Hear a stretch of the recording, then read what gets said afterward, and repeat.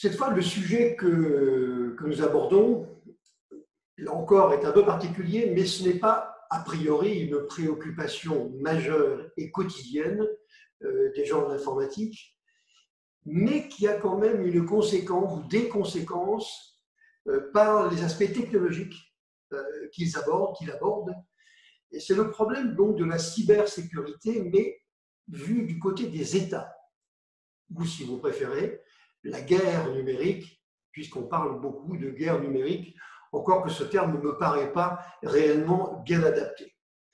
Ce que je vais essayer de faire aujourd'hui, c'est de faire un petit peu l'état des lieux, expliquer un peu ce qui se passe aujourd'hui donc, dans le monde dit de la cyberguerre, entre les fantasmes que l'on nourrit et que les journalistes nourrissent un petit peu d'une manière trop exagérée, et la réalité.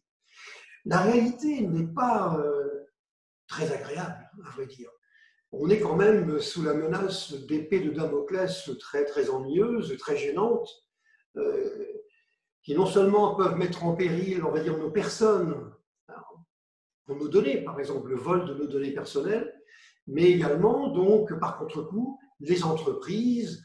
C'est quand même assez ennuyeux, d'autant plus que c'est une guerre larvée qui est permanente, qui oppose les bons vieux blocs que l'on connaît depuis longtemps, en gros, bloc de l'Est contre le bloc de l'Ouest, qui oppose des technologies, et on verra que les Chinois en particulier ou les Russes n'ont rien à envier en matière donc, technologique maintenant par rapport au bloc de l'Ouest, ce qui veut dire que les conflits, si conflits il y a, vont être exacerbés.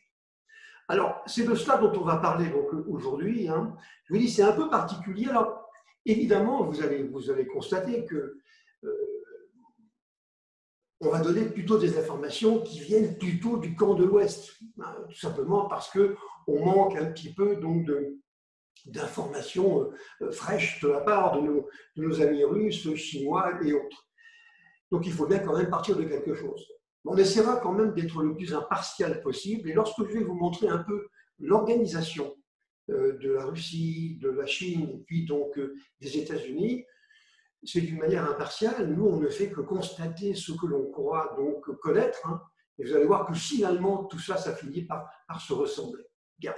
Donc alors, si vous voulez bien, je vais partager donc mon écran, et on va attaquer donc ce sujet, donc cyberguerre, donc entre fantasme et réalité. Alors, vous voyez sur la partie droite de mon écran, un livre, alors en anglais, ça veut dire, en fait, c'est la guerre sans limite. Ce livre a été écrit donc par deux colonels de l'armée chinoise il y a maintenant à peu près 25 ans. Donc, ce n'est pas nouveau. Hein. Mais dans ce livre, il y avait déjà, on va dire en devenir, énormément de choses que l'on trouve aujourd'hui et qui se réalisent aujourd'hui. Donc, c'est quand même assez intéressant. Alors, je ne prononcerai pas leurs noms parce que pour moi, ils sont imprononçables, mais on voit quand même que c'est une affaire qui remonte relativement loin. Ça remonte au fond depuis les affrontements qu'il y avait entre les blocs de l'Est et puis le bloc de l'Ouest.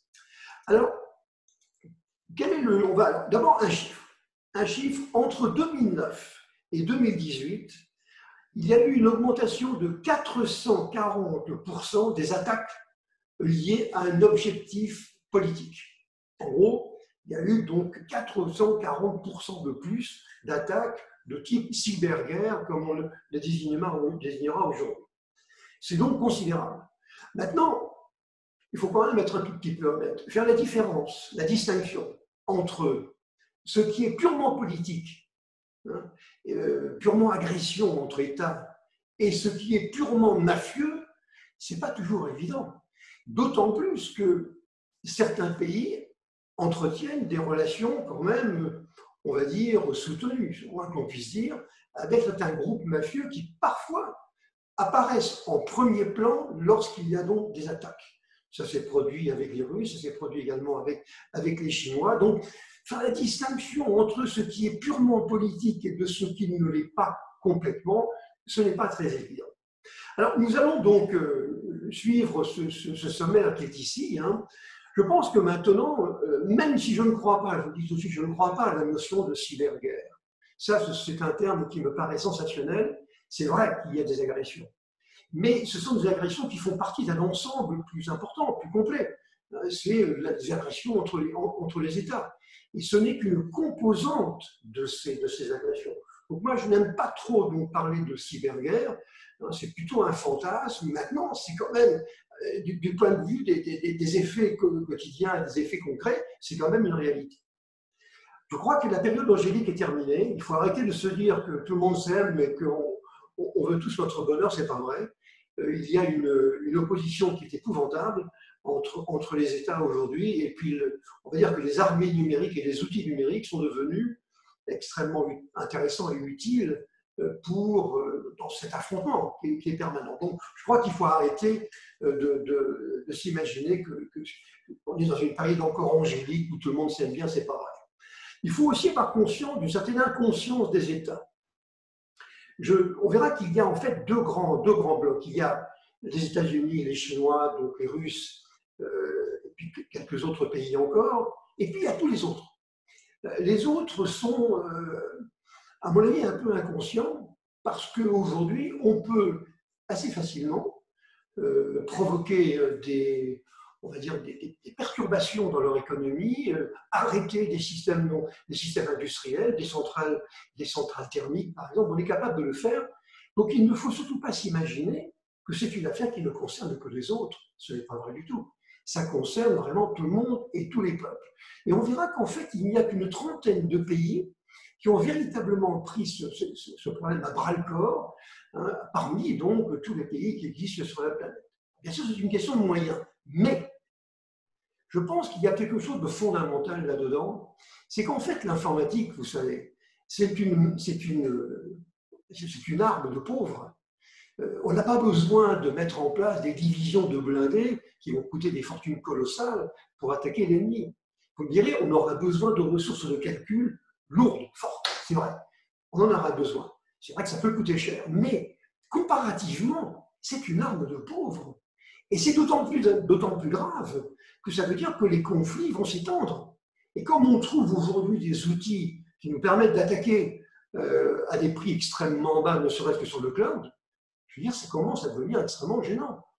Et on le voit, hein, il suffira qu'un groupe de pression se sente mal servi et mal compris par la communauté, il va commencer à attaquer tous azimuts, ce qu'il est possible de faire. Cela dit, au niveau d'un État, c'est quand même un peu autre chose. Et là, il va falloir des ressources de réseau, ressources de calcul, avec des machines extrêmement puissantes. Donc, ça fait quand même une différence avec les autres. Mais il ne faut pas être inconscient.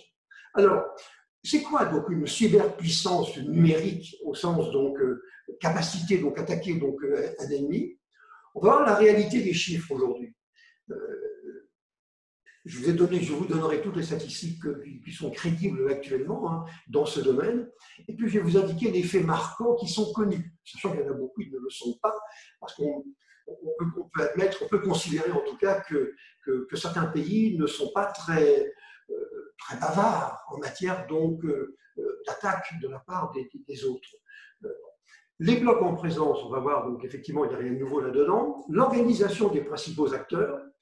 Et puis, donc, les vrais risques. Quels sont les risques que nous prenons, que nous avons pris? Eh bien, c'est les attaques contre les structures industrielles, c'est les attaques, c'est la manipulation de l'information, et je crois que ça, c'est ce qu'il y a de plus dangereux.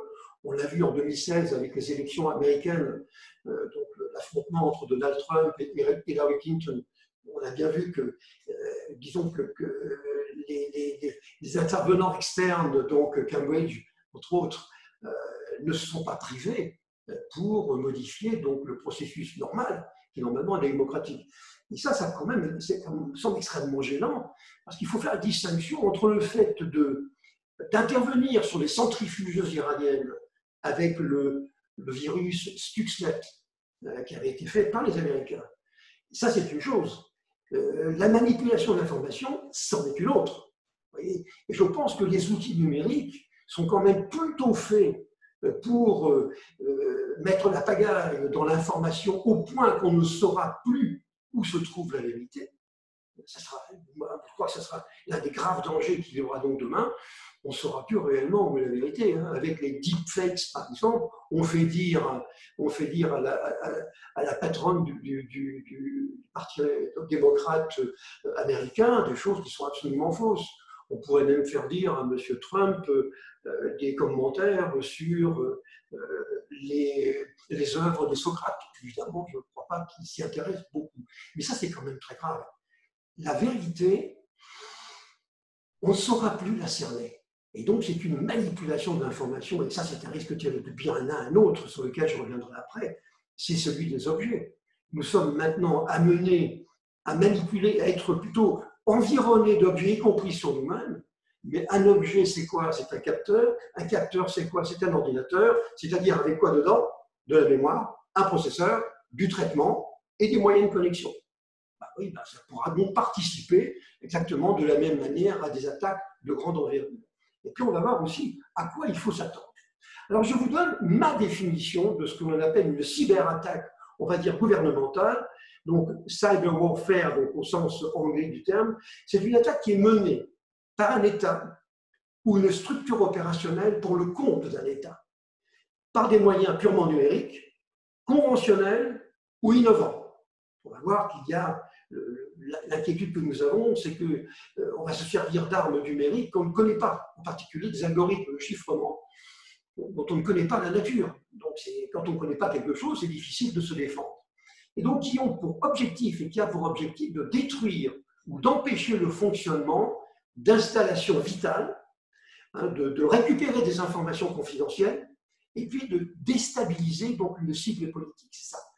Mais, encore une fois, ce n'est pas simple. Hein, ce n'est pas le gouvernement américain ou le gouvernement chinois forcément qui le fait. Il peut le faire via, donc, on va dire, une structure qui va lui servir un petit peu de frontale pour aller attaquer. Donc, ce n'est pas très évident. Mais je pense que c'est une définition qui est à peu près cohérente.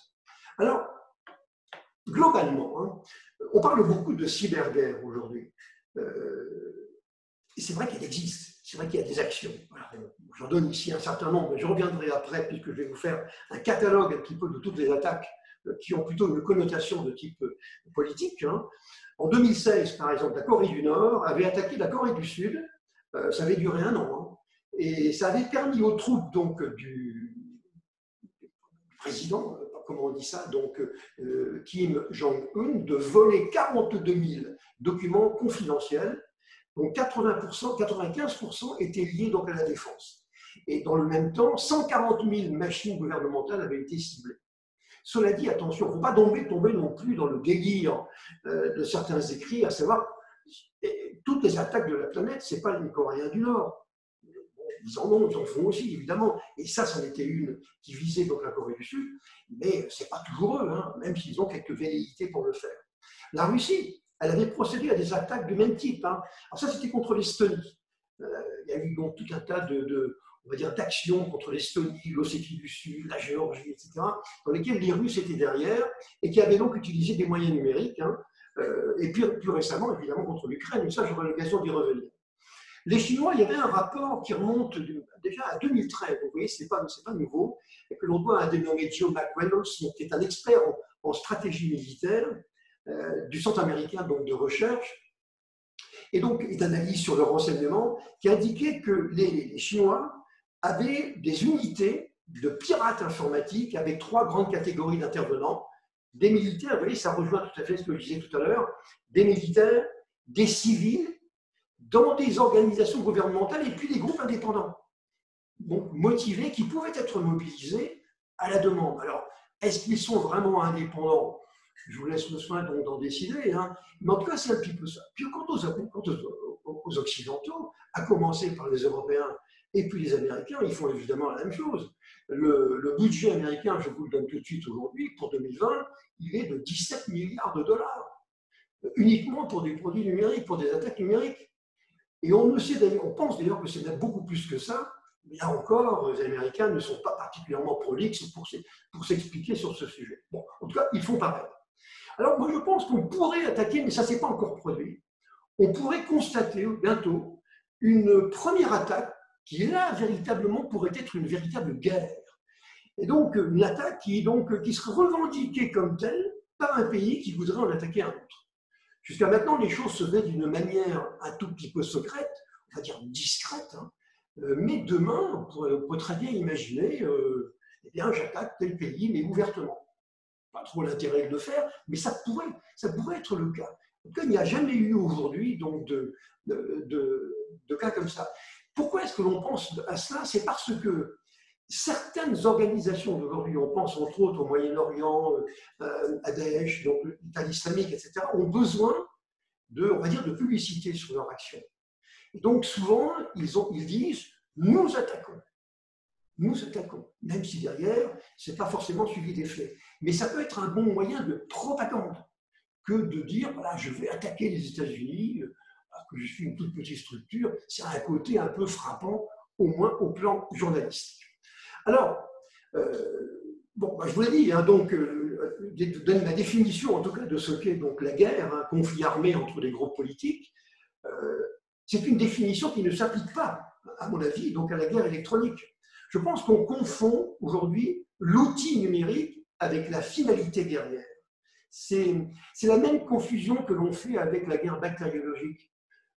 On dit, ben voilà, je vais utiliser donc, des bactéries pour attaquer, mais finalement, ce n'est pas la bactérie qui est à l'origine de la guerre, qui représente la guerre. La guerre, c'est une attaque entre deux États.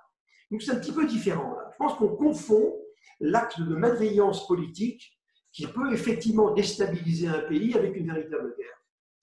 À mon avis, ce n'est pas tout à fait la même chose. Il y a un aspect sémantique là-dedans. Je crois effectivement que c'est un fantasme un peu journalistique hein, qui est destiné donc, à frapper l'imagination. Donc on va utiliser des moyens électroniques, mais qui sont relativement classiques. Hein, on va les regarder après. Et donc, qui vont accompagner des opérations ciblées à vocation politique. Ça, pour moi, ça correspond tout à fait à ce que nous vivons aujourd'hui. Ça peut être une action militaire, mais ce n'est pas pour détruire les armées d'en face. C'est plutôt une action, on va dire, économique, pour empêcher ou de déstabilisation. Quand les Américains ont lancé Stuxnet, donc au début des années 2010, eh bien, le président Obama, qui avait donné son accord pour ça, était à l'origine de ça. Eh bien, ce qu'il voulait, c'est empêcher les Iraniens d'avoir l'arme atomique. Voilà. Mais on ne détruit pas le pays, on ne détruit pas des armées. Ce n'est pas au sens conventionnel du terme. Je pense qu'il vaudrait mieux parler de cyber-déstabilisation, de cyber-désinformation ou de cyber-destruction. Mais plutôt que de guerre, hein, qui peuvent effectivement avoir des conséquences graves dans la vie politique, et c'est ce qu'on a vu donc, avec les élections américaines en 2016, mais ce n'est pas une guerre au sens étymologique donc, du terme. Dans les faits, donc, ce sont plutôt des actions numériques isolées, voire synchronisées sans que nous nous en rendions compte. C'est le principe même d'une attaque de type APT, hein, qu'utilisent beaucoup les pays qui sont en conflit, mais à caractère politique, bien sûr, ou militaire, mais ce n'est pas du tout la même chose que ce qu'on a connu jusqu'à maintenant. Simplement, on a changé de terrain de jeu. Et maintenant, on utilise donc des moyens nouveaux. Ce qui n'enlève rien, bien entendu, à la dangerosité donc, des actes et à l'opposition classique de ce que j'indiquais un peu avant, des blocs Est-Ouest. La question qu'on peut se poser, mais enfin, bon sang, comment se fait-il que nous soyons aussi vulnérables? Il y a des vraies raisons. Et c'est pour ça que ça va s'amplifier tout ça. Et ça va devenir de plus en plus grave. Alors, je vous les ai indiqués ici. D'abord, je pense que c'est notre dépendance à l'informatique. Demain, tout sera piloté par logiciel. Tout. Les réseaux, tout. Beaucoup d'activités manuelles auront été remplacées par des robots. De même que certains services fondamentaux que l'on va trouver dans les hôpitaux, dans la défense, bien sûr, dans les banques, donc des services qui vont être, on va dire, qui vont être remplis d'assistants qui en fait ce seront des algorithmes ou des robots. Donc qui dit algorithme et qui dit robot dit peut-être moyen de pénétration, parce que algorithmes et robots, ce ne sont quand même que des programmes, hein, donc toujours avec des possibilités de pénétration. Les services régaliens d'État, les services fondamentaux, sont souvent connectés. Alors, en dehors de l'armée, en général, l'armée travaille avec ses propres réseaux, elle n'est pas connectée n'importe comment avec tout le monde. mais souvent des services régaliens importants de télécommunications, de santé par exemple, sont souvent connectés à des réseaux traditionnels, sans rupture. Et donc, la production d'eau, la production d'énergie, la recherche fondamentale, l'espace, vous seriez très étonné de constater que finalement, il n'y a pas de rupture très nette entre ces réseaux-là, voire ceux qui sont donc qui connectent les équipements qui permettent d'assurer ces fonctions régaliennes avec des réseaux classiques. Bon, donc évidemment, ça multiplie donc on va dire le périmètre ou la façade de pénétration. Les véhicules vont devenir autonomes, plus ou moins vite. Les voitures, les camions, les bateaux, les avions, les trains, tout ça, ça doit devenir autonome. Mais c'est quoi? Ce sont des machines qui vont se déplacer. Donc, qui dit machine, eh bien, dit programme, dit donc moyen de pénétration dedans, dit backdoor, virus, etc. Donc, évidemment, plus on va vers ça, plus effectivement, ça devient dangereux. Vous voyez, et c'est l'éternel problème aussi donc, de notre vulnérabilité, je l'ai déjà dit souvent, c'est la faiblesse des structures Internet. Si on voulait véritablement être bien protégé, il faudrait prendre tous les protocoles d'Internet et les mettre à la poubelle. J'ai eu l'occasion souvent de le dire, parce que je pense que c'est le b.a.-ba du sujet. Malheureusement, c'est comme ça. On a des protocoles qui sont nuls, alors archi nuls. Il y a également le problème de l'anonymisation des opérations. On devient de plus en plus anonyme. Et bien sûr, vous et moi, mais également les criminels et les États. Et donc, par exemple, Tor, le réseau Tor qui permet avec le protocole, donc le TCP, qui permet d'accéder donc à des ressources sans être perçu, c'est quand même embêtant. Et puis récemment, vous avez dû le noter, il y a un nouveau protocole qui s'appelle DOH. DOH, c'est quoi? C'est le fait de faire du DNS, donc accès à des serveurs DNS, mais sur de l'HTTPS, donc en mode chiffon. Ce qui paraît un peu curieux d'ailleurs, c'est qu'il n'est pas comme ça alors. Mais ça veut dire quoi? Ça veut dire que si j'utilise ce protocole qui maintenant est accepté par tout le monde, Microsoft, donc Windows 10, par tout le monde, eh bien ça veut dire que je vais pouvoir me connecter à n'importe quoi sans que l'on puisse savoir, et en particulier mon fournisseur d'accès, à qui je me connecte ou à quoi je me connecte. C'est d'ailleurs pourquoi certains, on va dire, intervenants dans la chaîne de connexion disent c'est pas bon parce qu'à ce moment-là, on est complètement désarmé pour pouvoir s'opposer à des actions délictueuses. Mais c'est la tendance, c'est plutôt la tendance à l'anonymat aujourd'hui qui est très claire. La connectique maintenant de partout, on a dit tout à l'heure que tout sera connecté donc à des réseaux, mais regardez, la connectique, elle devient universelle. On a des réseaux, des satellites à basse altitude, à 1200 km, avec le lancement donc, du réseau d'Elon Musk il n'y a pas très longtemps. De plus en plus, on a maintenant des réseaux cellulaires, 5e génération et bientôt 6e génération, la connexion. Même dans des endroits, on va dire, pas très bien servis, ne sera plus un problème. Donc, ça veut dire qu'on augmente la façade et le périmètre de pénétration pour les gens et pour les États qui vont vouloir nous attaquer. Les objets connectés, je suis excessivement inquiet. On estime que dans les années qui viennent, toutes les usines seront constituées avec des capteurs qui vont mesurer des valeurs et qui vont les émettre dans des architectures dont on a déjà parlé, architecture de type edge computing, donc avec un certain nombre de niveaux. Mais le fait d'avoir tout dans des capteurs, y compris sur nous, dans des capteurs ici dans le cou, sur le bras, et on sera en permanence connecté avec d'autres capteurs qui constituent notre environnement, dans les usines et puis nous. Mais imaginez ce que l'on pourrait faire en trouvant un moyen pas très compliqué de pénétrer ces capteurs qui sont chez nous, sur nous, dans nous. Et vous vous rendez compte des dégâts que vous pouvez produire? Or, c'est la réalité.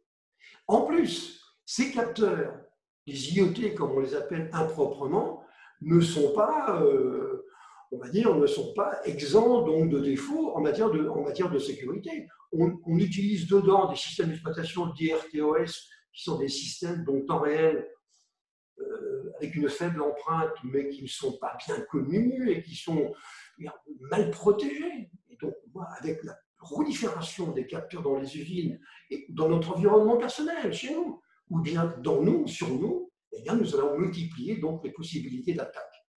Il ne faut pas oublier non plus, à mon avis, c'est l'une des raisons de la vulnérabilité, c'est la motivation des troupes qu'il y a en face. Il ne faut pas la sous-estimer. Je disais tout à l'heure, l'arme numérique est une arme de pauvres, mais c'est aussi la revanche des pauvres, hein, qui jusqu'à maintenant, ne pouvaient pas se défendre ou encore attaquer, mais maintenant c'est différent. En allant dans Deep Web, vous pouvez acheter ou des États peuvent acheter, donc vous récupérer des produits qui leur permettent de monter de véritables opérations de grande envergure. Et ça ne va pas leur coûter grand-chose, parce qu'ils sont motivés. Ils ont le temps et ils sont motivés. Ils ont une volonté de revente qui est évidente. Et un autre point qu'il faut surtout ne pas négliger, il ne faut pas les mépriser. C'est pour ça que j'ai mis cette illustration ici. Hein. En sumo, il y a un gros sumo qui est un petit garçon qui est à côté. Il ne faut pas le mépriser parce qu'il est plus petit que vous. Vous savez, les pays d'ex-Europe de l'Est, la Russie ou la Chine, ont une longue tradition de mathématiques derrière eux. Ils sont très pertinents dans ce domaine et ils n'ont, croyez-moi, rien à apprendre de nous. Ce sont des brillants mathématiciens, ce sont des brillants électroniciens, ce sont des algorithmiciens de grande valeur. Et donc, c'est applicable dans un domaine qui est un domaine d'attaque, qui est celui de la cyberguerre, entre guillemets, hein, même si je n'aime pas beaucoup de termes. Voilà, leur compétence, en tout cas, ne doit pas être méprisée. Ils sont parfaitement autonomes. Regardez, je pense que pour mener des grandes attaques, des attaques de grande envergure demain, les principaux pays tels que la Chine hein, auront besoin donc de super machines, super ordinateurs. Aujourd'hui, au moment où je vous parle, la machine la plus puissante est une machine japonaise. Mais il n'y a pas si longtemps, il y a quelques semaines, c'était une machine chinoise. Il y avait 2 machines chinoises. Et la dernière était fabriquée avec des composants des processeurs chinois. Donc, ils n'avaient pas besoin de la technologie américaine. Et puis, Donald Trump peut dire « je ne veux plus avoir affaire avec les Chinois », ils continueront quand même de fabriquer leurs machines super puissantes. Parce qu'ils en auront besoin. Ils sont autonomes. Et donc, ils peuvent produire aujourd'hui les technologies les plus sophistiquées. Je pense que c'est une erreur incroyable de perception et de compréhension du monde qui nous entoure, de penser qu'il n'y a que nous qui possédons la technologie. Mais ce n'est pas vrai. Quand vous avez des gens qui sont motivés, en plus, qui ont une tradition, encore une fois, une tradition, c'est vrai chez les Russes. Quand vous regardez certains prix Nobel récemment, dans le domaine algorithmique, enfin, dans le domaine mathématique, vous trouvez des Russes. Il ne faut pas mépriser. Et puis, comme aujourd'hui, tout est mondialisé, évidemment, tout devient accessible. Alors ça, c'est très embêtant, parce que ça veut dire que maintenant, eh bien, on s'est engagé dans une voie qui, à mon sens, va quand même extrêmement délicate. Alors, qu'est-ce que n'est pas une cyberstructure étatique d'attaque ? Donc, je vous l'ai dit tout à l'heure, donc je ne reviens pas là-dessus, ne pas confondre donc, les organisations gouvernementales avec les groupes mafieux, sachant que les deux sont souvent interpénétrés. Il y a des relations suivies entre eux. Ce ne sont pas des armées, hein, au sens où on l'entend, mais des groupes technologiques qui, bien souvent, et on va le voir d'ailleurs dans l'organisation en Russie, en Chine et aux États-Unis, qui dépendent de structures existantes. Aux États-Unis, les groupes dédiés donc à la cyberguerre, toujours entre guillemets, font partie de l'armée, de la US Navy, de la US Air Force, et puis donc voilà, ça fait partie donc on va dire des armées traditionnelles. Donc c'est pas une armée à part. Alors déjà, faut pas se tromper. Donc ce sont des groupes qui apportent simplement leur contribution au conflit. Après tout, un sonar dans un sous-marin, c'était déjà un moyen de détecter donc, un sous-marin belliqueux et qui arriverait à proximité. Là, on utilise des moyens numériques encore plus sophistiqués. Alors, il y a par exemple, je prends un exemple, qui est l'exemple du groupe russe Sunworm, donc Worm pour vert hein, en anglais, hein, qui est un groupe donc, qui n'est pas officiellement mandaté et puis, on va dire, payé par les Russes. N'empêche que ça revient au même. Hein. Parce qu'ils ont fait, ici c'est l'un des pires de l'histoire, je donne quelques exemples de ce qu'a fait ce groupe, donc on va dire associé on va dire, au gouvernement russe. Hein. En 2014, attaque du réseau électrique ukrainien, verrouillage des installations, blocage de l'alimentation de secours des salles de contrôle, 250 000 Ukrainiens privés d'électricité pendant plusieurs jours. Ça s'est passé comme dans du beurre. Officiellement, ce n'est pas les Russes, bien sûr, ce n'est pas eux, c'est un groupe qui s'appelle Sandworm, mais bien entendu, il a des liens avec les Russes. En 2016, une nouvelle tentative sur l'Ukraine qui, elle, a avorté. Il y avait un problème de configuration, de temps en temps, ça ne marche pas. En 2017, il y a eu une attaque extrêmement grave qui s'appelle NotPetya, de grande envergure. Et toujours, c'était l'Ukraine qui était visée, hein, donc 300 entreprises ukrainiennes hors d'état de fonctionnement. La quasi-totalité des agences gouvernementales arrêtées. 10% du parc informatique ukrainien touché est irrécupérable. Et en plus, cette attaque menée donc par Sandworm s'est répandue ensuite dans le reste du monde, entre autres auprès du géant de la logistique qui s'appelle donc Maersk, et également le chimiste européen qui s'appelle Saint-Gobain.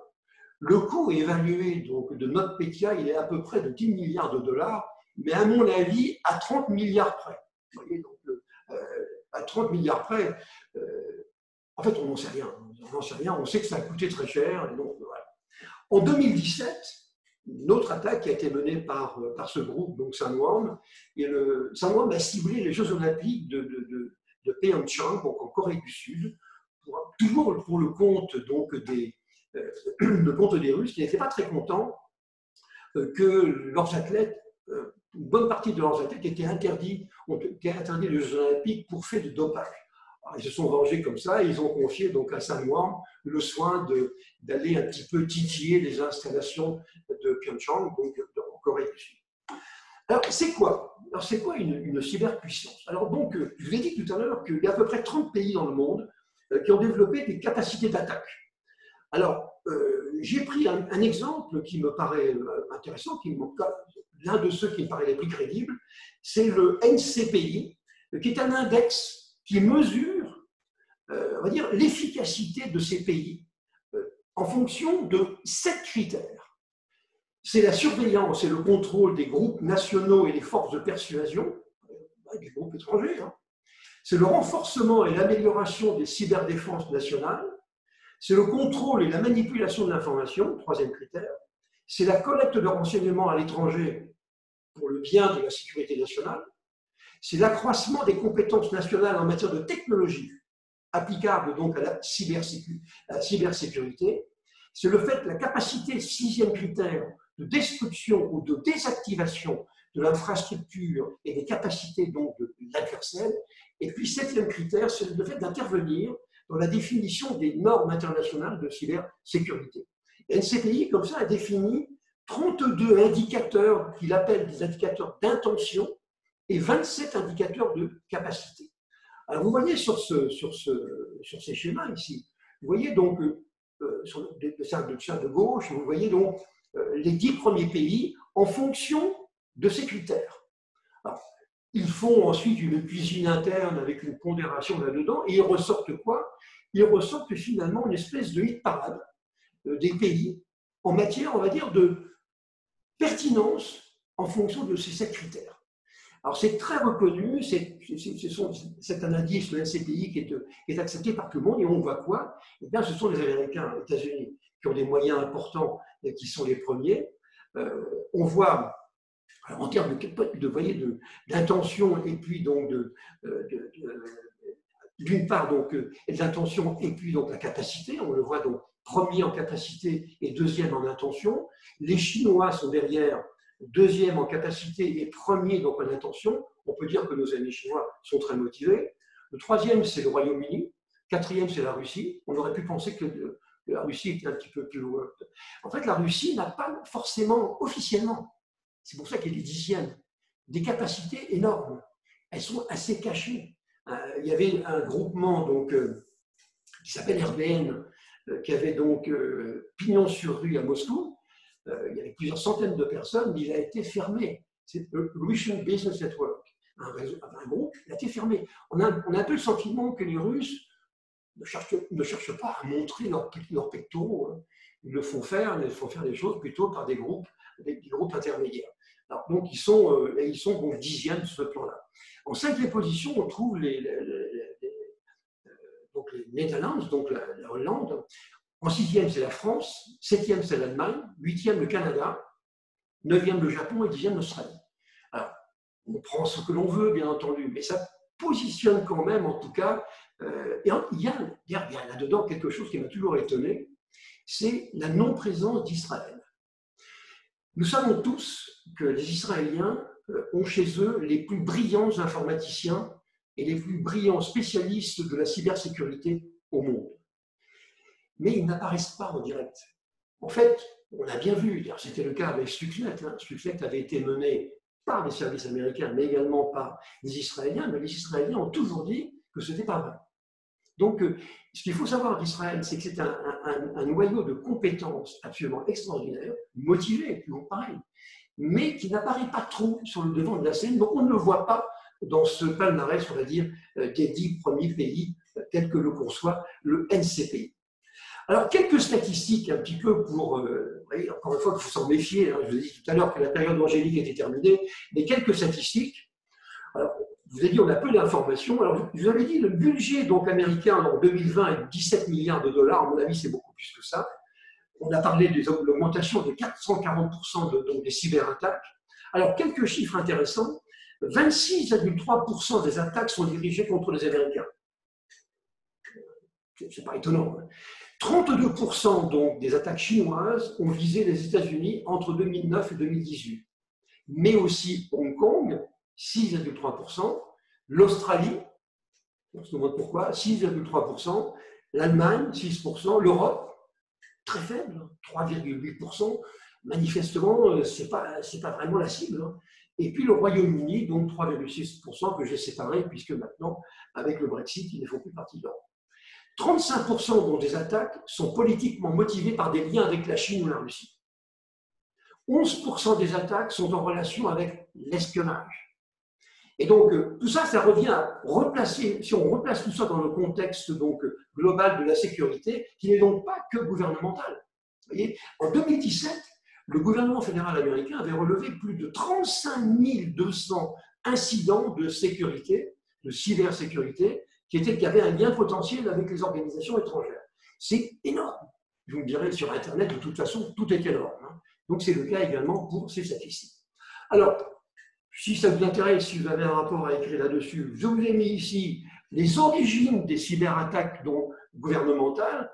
Alors, on le voit sur le schéma de gauche que ce qui est plutôt sombre, c'est là où il y a beaucoup d'attaques, enfin, d'où viennent les attaques.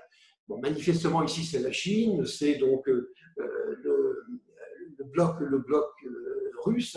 Et vous avez également la Corée du Nord. La Corée du Nord représente 11,6% donc des attaques. Les Iraniens, 11,2%. En termes d'attaques vers l'étranger, les Américains n'auraient que 4,3% des intentions d'attaque. Ça me paraît quand même un peu bizarre parce que ils ne font pas que se défendre. Et ils ont, entre autres, c'est pour ça que je vous montrerai un peu plus loin quelques exemples, on va dire, de souches de produits qui ont servi donc, à des attaques gouvernementales. Ils sont quand même très présents. Enfin, c'est comme ça. Le Pakistan également, la Syrie, bien entendu. Donc, vous avez ici la provenance donc, des attaques. Si on prend le cas précis des Chinois, que visent donc les Chinois? Les Chinois, c'est pareil. Ici, donc, ils visent essentiellement donc, les Américains, donc l'Alaska et puis les États-Unis. Ils visent également le Canada un peu. C'est curieux d'ailleurs. Il y a des chiffres quand même qui paraissent un petit peu bizarres, parce qu'il y a une relation importante qui existe depuis des années entre la Chine et le Canada. Il suffit d'aller à Vancouver pour s'en rendre compte, mais ça reste quand même une cible politique apparemment importante. Mais les Chinois visent également les Russes. Il n'y a pas toujours eu que des relations idylliques entre les deux pays. Voilà, l'Inde, l'Australie, donc on le voit ici, ce sont des chiffres qui sont à peu près officiels. Je vous ai mis ici, alors c'est simplement à titre d'information, c'est pas fondamental, mais je vous ai mis ici, c'est pas évident à trouver, l'organisation russe, chinoise et américaine. Chez les Russes, d'après ce que l'on sait, il y a deux principaux services qui s'appellent le GRU, qui est le service de renseignement militaire, qui a été renommé d'ailleurs GRU en 2010, Et ça remonte à 1918. C'est pas nouveau. À l'époque, il n'y avait pas d'ordinateur. Et donc, ils se sont fait remarquer par un certain nombre d'attaques, dont l'une des plus célèbres a été l'APT-28. Et puis, l'autre organisme s'appelle le FSB, qui est le service fédéral de sécurité, qui coordonne la propagande et la désinformation. Et lui, donc, il est concerné par le terrorisme, la surveillance en ligne, et lui aussi a été à l'origine d'une attaque extrêmement grave, qui s'appelle l'attaque Turla. Et par ailleurs, à côté de ça, vous avez le service fédéral de supervision, qui intervient dans les télécoms, au sens militaire du terme. Et puis SVR, qui est un service des affaires étrangères, et qui est concerné, on va dire, par les opérations hors territoire russe, qui n'a pas autant d'importance pour les autres. Et puis on peut ajouter également un organisme qui s'appelle le FSO russe, qui est le service fédéral donc, de protection de la fédération, et qui comporte une sous-direction qui est chargée de communication, de surveiller et de protéger les communications gouvernementales et militaires, pour éviter qu'elles soient donc perturbées. Et vous voyez, l'organisme Russian Business Network, donc RBN, a été rayé de la carte donc, depuis quelques années. Et c'était un organisme qui est un peu mafieux, c'est vrai, mais mafieux entretenu par le KGB. Il faut quand même dire ce qui est. Il ne faut quand même pas oublier non plus que M. Poutine, le président russe, est un ancien patron donc, du KGB. Je ne porte pas de jugement, là, simplement un constat. Du côté des Chinois, voilà à peu près l'organisation de nos amis chinois, avec 3 grandes structures. Les forces donc, de guerre militaires réseau spécialisées. Ici, vous avez le PLA, les forces autorisées, donc le PLA, qui sont des spécialistes de la guerre numérique, qui dépend également de 2 ministères. C'est le ministère chinois, le MSS, et puis le NPS. Le MSS, c'est un peu la CIA chinoise, c'est un petit peu la même chose. Et puis vous avez donc des forces non gouvernementales, civiles et militaires qui collaborent. Alors, on accuse toujours les Chinois et les Coréens du Nord d'être toujours à l'origine des agréments qui nous arrivent.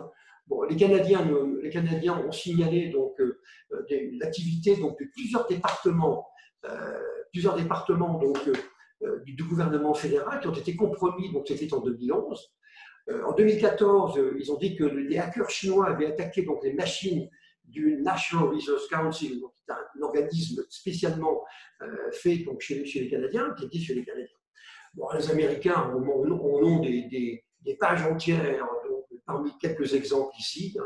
2010, l'attaque contre les structures corporate américaines, mais aussi les compagnies privées. 2014, l'implication chinoise dans le vol d'informations confidentielles de compagnies privées US, mais qui étaient en lien avec le gouvernement américain.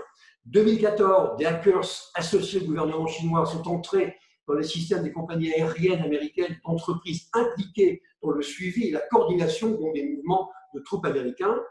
En 2019, des attaques sur la US Navy et certains de ses partenaires. Et en 2020, très récent, il y a un grand jury américain qui a établi que 4 membres de l'armée de libération populaire sont impliqués dans l'attaque Equifax, qui a fait des dégâts épouvantables. Et manifestement, ce sont donc les Chinois qui sont derrière. Alors maintenant, c'est vrai que la vérité est difficile à établir. Ça va dépendre, bien entendu, du côté selon où on se place. Mais le FBI est concerné, qui publie régulièrement des WANT, qui sont en fait des hackers officiels, ou qui sont des mafieux chinois, ou des membres, on va dire, d'ambassades chinoises. Mais bon, il y a aussi la CIA donc, qui provoque et qui intervient beaucoup dans ce domaine. Quant aux Américains, les Américains ne sont pas en reste. Bon, les Américains, vous avez donc 4 éléments.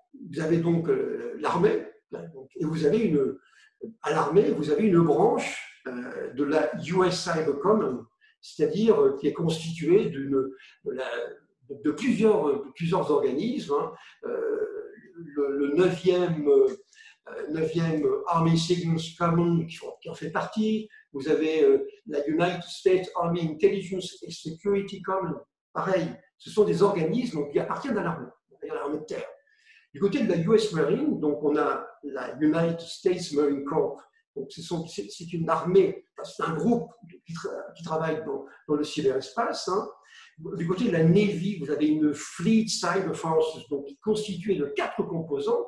On est toujours dans la US Navy. Et du côté de la US Air Force, on a 4 grands organismes, 16 RF, le 67e, on va dire, 67e organisation de la guerre des réseaux, le 688e et puis le 689e.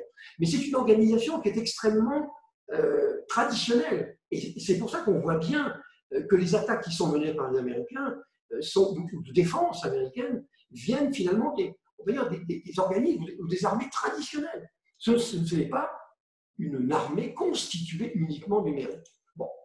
Alors, quels sont les outils qu'utilisent donc les cyber-guerriers pour nous attaquer?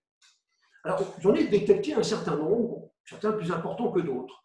D'abord, ils utilisent des outils classiques du monde du hacking. Par exemple, le phishing, très utilisé par les agresseurs. Le déni de service, de réseau, ça a été utilisé par les Russes pour attaquer donc l'Estonie.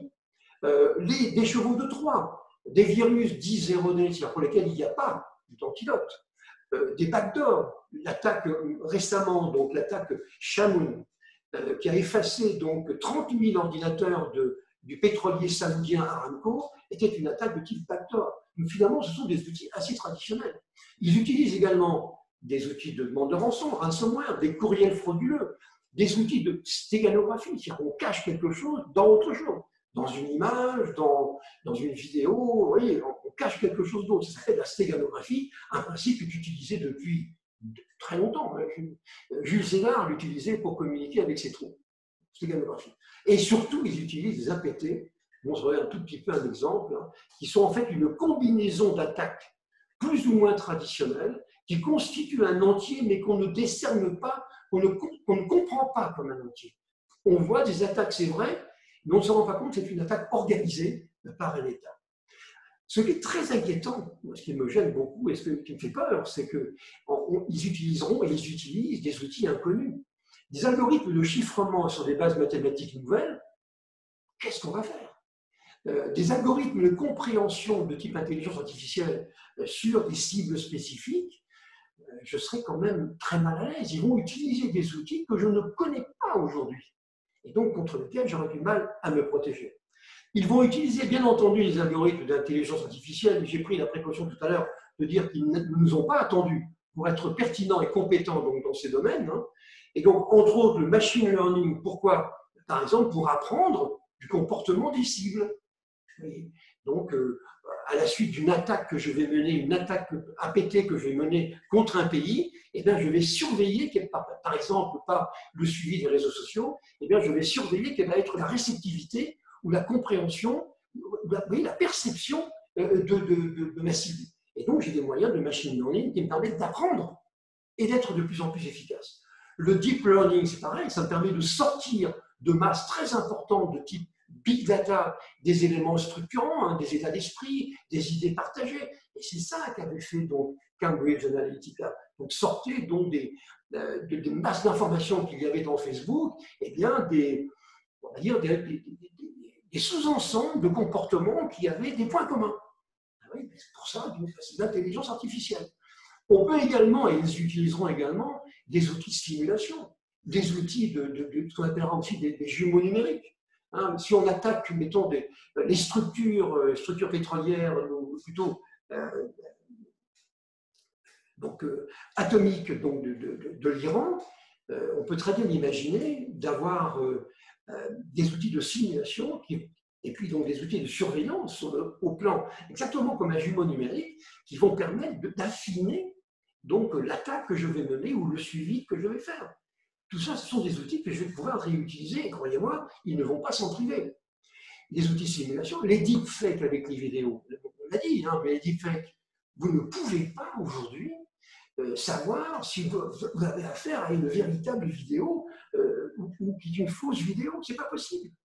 La télévision française, d'ailleurs, vient de montrer depuis quelque temps quelque chose qui est assez stupéfiant, mais qui va tout à fait dans cette idée, c'est le fait que c'est un humoriste qui imite un certain nombre de personnages politiques, mais c'est du deepfake, c'est-à-dire qu'ils ont enregistré donc des milliers de mouvements de lèvres, de clignements d'yeux, vous voyez, ils les ont enregistrés, ce qui fait que lorsque l'humoriste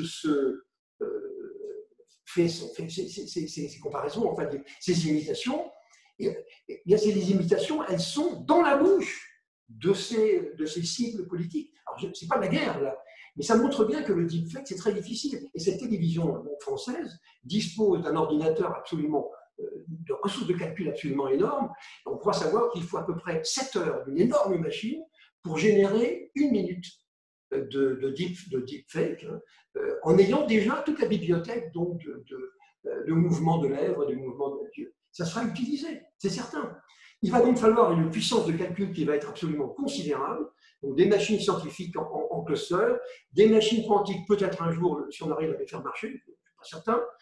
Et donc je pense que c'est vrai qu'au niveau étatique, seuls quelques grands pays auront donc les moyens nécessaires pour maîtriser ces ressources. Ça sera quoi? La Chine, qui n'a pas besoin de nous, l'Europe, à condition qu'elle existe, l'OTAN, qui a quand même une stratégie dans ce domaine, hein, et les États-Unis. Et au fond, ça ressemble un petit peu au syndrome, on va dire, de l'arme nucléaire. Alors, je vais vous montrer maintenant une attaque. Il y a eu une attaque qui a eu lieu il y a quelques années, qui s'est appelée Aurora. Aurora, donc c'est une attaque, je vous dis, c'est un ensemble d'attaques qui se sont succédées dans le temps et qui a visé 34 structures américaines, parmi lesquelles Grumman, Northrop Grumman et Dow Chemical. Donc on est vraiment, bon, on n'est pas, c'est pas uniquement des cibles informatiques, ce sont véritablement des ressources importantes. Là, c'est archiviste. La perte d'information, elle a été considérable. Et l'attaque, elle a duré plus d'1 an. Et au début, on ne savait pas. Alors, c'est une attaque de type APT, tel que c'est montré ici. Une attaque de type APT, ça regroupe 3 choses. D'abord, A, c'est pour avancer. Ils utilisent les techniques donc, les plus sophistiquées, persistantes. Il y a une cible et un objectif bien précis, et l'attaque peut durer pendant des années, ce qui a été le cas donc, avec Aurora. Et Sway, donc là c'est pour les faiblesses, hein, les failles, hein, les opérations sont structurées et sont coordonnées par des hackers qui sont très compétents. Ce qu'il faut se rappeler là-dedans, et c'est pour ça que ça me semble intéressant, c'est que dans toutes ces attaques, quel a été le maillon faible finalement? Eh bien, ça a été le maillon humain. Le maillon humain, c'est ce que j'ai voulu représenter ici. Toute la difficulté, c'est de pénétrer dans la cible. Comment faire pour entrer dans la cible? Eh bien, tant que vous n'y êtes pas, c'est beaucoup plus compliqué. Vous savez, les attaques par force brute qui consistent à essayer de détecter quelles sont les faiblesses et les outils utilisés par mon adversaire, j'y crois pas trop. Je crois plutôt, on a plutôt intérêt, c'est ce qu'ils font, à détecter une personne ou des personnes qui seraient pas bien dans leur peau et qui seraient malheureuses. Et donc, c'est le maillon faible humain, avec qui, bon, on pourrait expliquer comment ça peut se faire. Hein. On pourrait entretenir de bonnes relations et avec qui je vais pouvoir commencer à communiquer en s'envoyant des messages. 50, 100 messages, il n'y aura rien dedans. Le 100e, il y aura un malware dedans, qui va me permettre de prendre le contrôle de sa machine. Une fois que je suis dans sa machine, c'est ce que montre ce schéma, eh bien, je vais pouvoir ensuite le diffuser sur le réseau de mon adversaire, qui peut être très important, ça peut être celui d'un pays, et puis donc me positionner sur les serveurs. Et les protections qu'il y a donc, sur des installations, à mon avis, ne sont pas suffisantes. Et vraiment, le maillon faible, donc, c'est donc un être humain hein, qui est une victime fragile, qui n'est pas heureuse, qui est au bord du suicide. Voilà. Et en général, ce type d'attaque, ce n'est pas fait pour détruire, c'est plutôt fait pour exfiltrer donc, des données qui sont sensibles. Alors, comment se déroule une attaque finalement? Tout à l'heure, vous allez dire, bon, après tout, il m'a convaincu, eh bien, je vais attaquer la Belgique. Pourquoi pas la Belgique? Bien finalement, c'est exactement comme pour une attaque classique. D'abord, une attaque classique militaire. On va commencer par déterminer et comprendre la cible. Le pays, le groupe de pression, il est qui, il est quoi. Ensuite, on va mettre en place les ressources nécessaires, les machines, les réseaux, le personnel. Là, ce n'est pas des chars d'assaut, ce sont des moyens numériques. Ensuite, on va essayer de déterminer quelles sont éventuellement les failles existantes dans l'infrastructure ennemie. Là, je parle dans l'absolu. Si je fais une APT, peut-être que je vais pouvoir me servir d'une personne qui sera le maillon faible. Donc, je vais déterminer les failles existantes dans l'infrastructure ennemie, et en particulier, ça peut être cette personne, hein, et je vais construire une APT. Donc, il va être une combinaison d'attaques, un ensemble donc, persistant d'opérations qui va durer plusieurs années. La difficulté pour l'assailli, je vous dis, étant qu'on ne comprend pas les liens qu'il y a entre ces attaques. Effectivement, on s'aperçoit qu'il y a un ransomware. On se dit, qu'est-ce qu'ils ont à nous casser les pieds avec le ransomware? En fait, ça fait partie d'une attaque qui est beaucoup plus ambitieuse. Et donc, dans le temps, on va faire des comptes rendus d'opérations au niveau de commandement dans un PC, pas un ordinateur, hein, dans un lieu de commandement, donc un organisme de commandement. Et puis ensuite, on va s'adapter aux événements et on va modifier l'APT en fonction des événements. Et c'est là où vont nous servir nos outils de simulation, de compréhension des masses importantes de données. Mais finalement, c'est exactement la même chose. Hein. On est dans un contexte que l'on connaît bien. Alors, quelques exemples maintenant donc, de ce qui s'est passé. Hein. D'abord, je crains deux choses. Donc, je crains d'abord les attaques contre les structures industrielles. Il y a un auteur français qui a écrit un livre remarquable qui expliquait que Paris, privé d'eau et d'électricité pendant 15 jours, ça devient la jungle. Et les gens s'entretuent. Donc, on est habitué à avoir au moins des dispositions minimum pour exister. Donc, il a montré que ce n'était pas vrai au bout de 15 jours. Alors, ça peut être aussi une forme de chantage. Ça peut être aussi donc, confondré avec des mafieux qui font du chantage. Donnez des exemples. Hein. Alors, je vous avais dit, donc Stuxnet, c'était un verre qui avait été conçu en 2010 par les États-Unis et donc Israël. Alors, il a coûté plusieurs millions de dollars à fabriquer. Et ça visait donc à endommager les centrifugeuses donc, atomiques Siemens du programme nucléaire iranien. Et 1000 centrifugeuses ont été atteintes. Mais les centrifugeuses, si un ordinateur dedans, là, il est vulnérable. Le verre Stuxnet a été construit sur 4 exploits de type 0D, donc pour lesquels il n'y avait pas d'antidote. Et ça a donné lieu également à des Stuxnet-like, en particulier en Corée, mais aussi partout dans le monde. Bien. En 2020, récemment ici, il y a eu 2 attaques qui ont visé les installations de fourniture d'eau en Israël, mais qui ont été détectées et stoppées. Hein, c'était la modification des niveaux de chlore dans l'eau qui aurait pu empoisonner la population locale. On était en Galilée, dans le nord, et puis la province centrale de Mateh Yehuda. Alors, c'est une attaque qui aurait été menée en lien avec l'Iran d'après le Washington Post. La réplique israélienne s'est faite avec une attaque du port de Shahid Rajael, de la ville de Bandar Abbas en Iran. Bon, ça, c'est très récent. Hein. C'est des exemples parmi d'autres. Le malware Triton, lui, il a été conçu pour bloquer les usines au Moyen-Orient. Alors, il communiquait avec certains systèmes de contrôle industriel, les SIS, de la marque Tricomex, dont il a modifié les comportements. Je pourrais vous donner des exemples comme ça à l'infini. Hein. On va malheureusement, intervenir sur disons, les forces vives qui nous font vivre dans les pays. Moi, je crois que le vrai problème, mon sens, c'est plutôt donc la désinformation. Je l'ai dit tout à l'heure, c'était le véritable terrain de chasse donc de ces attaques gouvernementales, parce que l'information, c'est la matière la plus malléable qui soit, parce qu'il est facile de la modifier. Et je crois qu'on est exactement dans la même situation que pendant la guerre froide, avec des moyens qui sont démultipliés aujourd'hui, mais c'est la même chose. Les principaux pays ont intégré des cellules de vol d'informations. Il ne faut pas être hypocrite. Au Canada, aux États-Unis, en France, c'est le jeu. Hein. Les réseaux sociaux, adossés à des mécanismes d'analyse big data et d'intelligence artificielle, là on est au cœur du sujet, elle constitue une arme de dissuasion massive qui, elle, contrairement aux autres, est bien réelle.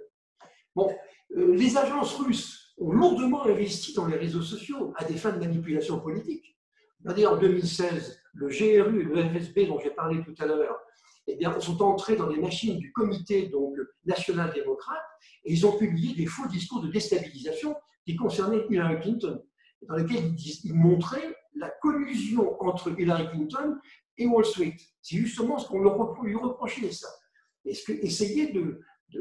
Hillary Clinton essayait de convaincre les électeurs que ce n'était pas vrai. Je ne sais pas ce qu'il en est. Mais en tout cas, les Russes ont fait très mal. C'est difficile de mesurer l'impact de cette action. En tout cas, ce qui est certain, c'est que Hillary Clinton n'a donc pas été élue. La manipulation des consciences par des moyens numériques, donc militaires, entre guillemets, sera l'une des clés des 20 années à venir. Et l'intelligence artificielle va donner aux États des moyens nouveaux pour y parvenir. Demain, il sera impossible de discerner le vrai du faux, le réel du simulé. Ça sera impossible. Alors, comme je sais que vous êtes très curieux, hein, je vous ai fait un catalogue. Alors, je ne vais pas le décrire, je vais simplement vous donner, quand on arrive au bout de notre heure, hein, je vous ai mis simplement ici un catalogue d'attaques qui ont eu lieu. Alors, c'est Flame Appetite, donc d'origine américaine, cible iranienne. C'est Regin, une plateforme très dangereuse qui a été utilisée contre l'opérateur de télécom Belgacom, mais aussi contre le gouvernement allemand ou le russe Yandex. Shamoon, dont j'ai déjà un peu parlé, conçu par des Iraniens, pour Aramco. PlugX, qui est un cheval de Troie chinois, à l'origine donc de pas mal d'attaques. Winty, qui est une souche, un backdoor qui a été largement réutilisé dans d'autres attaques. Uroburos, qui est un rootkit, donc quelque chose de caché, qui a été développé par le groupe criminel russe Turla, avec probablement des liens avec le gouvernement, pour des attaques industrielles. Et 45 pays ont été attaqués, américains, au Moyen-Orient, et puis donc aux États-Unis. Il y a eu donc Indestroyer, donc, qui est un malware qui a été créé par les Russes pour attaquer les centrales électriques ukrainiennes. Icefog ou Fukoba, qui est un autre nom, un virus chinois, pareil pour la même chose. Bon, il y en a d'autres. Le VPN Filter, qui était également russe, qui attaque les routeurs pour empêcher les communications pendant la finale de la Ligue des champions de soccer en 2018 qui a eu lieu en Ukraine. Heureusement, ça a été désamorcé par Cisco. WannaCry, qui est une épouvantable horreur, hein, un malware de Corée du Nord, donc un ransomware donc en réponse aux sanctions US, heureusement, il n'était pas bien écrit. NotPetya, on en avait parlé. Il y a Bad Rabbit, qui est un russe qui a été déployé en Ukraine et dans le monde entier après, qui a fait beaucoup de dégâts. Et puis également Eternal Blue, qui est lui plutôt une souche qui a été faite par les Américains et qui a été réutilisée ensuite par différents malwares importants tels que WannaCry, Bad Rabbit et NotPetya. Ouais, c'est quand même ennuyeux et tout ça, c'est toujours pour. Alors, je termine, si vous voulez bien, vous me donnez une minute et on termine. Qu'est-ce qui va se passer?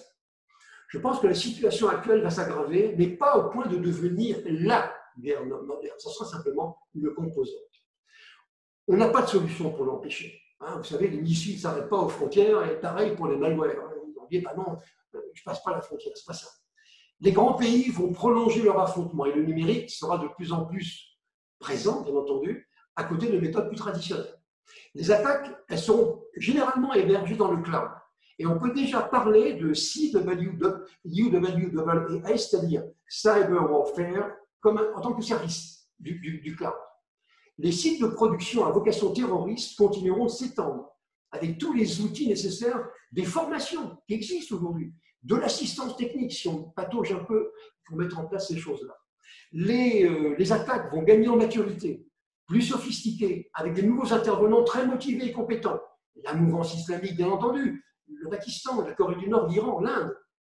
Tous les conflits de la planète auront une composante numérique. Il y aura des graves attaques contre les centres vitaux qui seront très spectaculaires, mais je crois que les victimes vont mieux se protéger en compartimentant leurs installations. C'est-à-dire qu'aujourd'hui, on a très peur, mais comme on a peur, on va quand même se protéger, mieux se protéger. Et le vrai souci sera donc la manipulation de l'information que l'on vient donc d'évoquer. L'OTAN va poursuivre ses efforts donc, protectionnistes. Vous savez que depuis 2014, si l'un des membres est attaqué par des moyens numériques, l'article 5 de l'OTAN s'applique, qui engage les autres membres de l'Alliance à intervenir dans le conflit.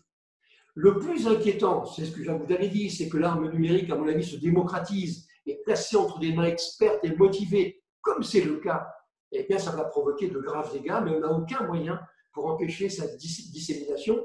Il faudrait donc arrêter Internet, et c'est pour moi, c'est une Kalachnikov numérique. C'est pour ça que j'ai mis la référence à la Kalachnikov. Nous entrons, vous savez, je ne veux pas faire de catastrophisme, hein, mais je pense que c'est la vérité. Nous entrons dans une ère où plus rien ne sera incontestable. On a parlé avec les deepfakes, hein, où il subsistera toujours des soupçons de malversation, des fake news, des deepfakes, manipulation de l'information à l'échelle des États. Et il va falloir être extrêmement vigilant pour regarder ce qui va se passer bientôt le 8 novembre prochain pour les élections américaines. À mon avis, ça va être quand même relativement sportif. Voilà ce que je voulais vous dire. Comme d'habitude, donc voilà, la semaine prochaine, nous allons parler de ville intelligente, donc ça sera différent. La semaine d'après, ce sera des algorithmes de chiffrement. Voilà, donc bien sûr, c'est un sujet qui est un sujet un peu spécial. Hein.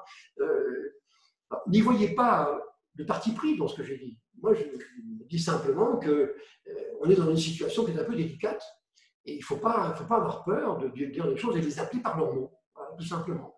Mais il y a l'augmentation de la puissance des machines, le fait d'être plus pertinent aujourd'hui avec des outils d'intelligence artificielle, et même de manipuler des données très importantes. On va se retrouver quand même dans une espèce de mouvance guerrière. Je n'appelle pas ça une guerre, mais de mouvance guerrière qui va intervenir dans les conflits entre les belligérants. Voilà. On a ouvert la boîte de Pandore, et bien, ça nous sort quoi? Eh bien, des capacités d'attaque contre lesquelles donc, il faudra bien un jour faire quelque chose. Bien. Voilà donc, j'espère que ce que je vous ai dit vous a intéressé. Cette présentation est bien entendu disponible demain soir sur notre site. Hein. En tout cas, je vous remercie de m'avoir écouté. Je n'ai pas trop de réactions négatives. Je suis très content parce que sur des sujets comme ça, en général, ça provoque un petit peu une réaction un peu viscérale et un peu épidermique. En tout cas, je vous remercie beaucoup de votre attention. Je vous souhaite bon courage. J'espère bien entendu vous retrouver la prochaine fois, la semaine prochaine, sur les villes intelligentes. Vous allez voir, là encore, j'y crois pas une seconde. C'est un peu pareil que la guerre numérique. Hein. On fait des îlots, mais on ne fait pas de villes intelligentes. J'essaierai en tout cas de vous le démontrer. À très bientôt et merci pour votre attention.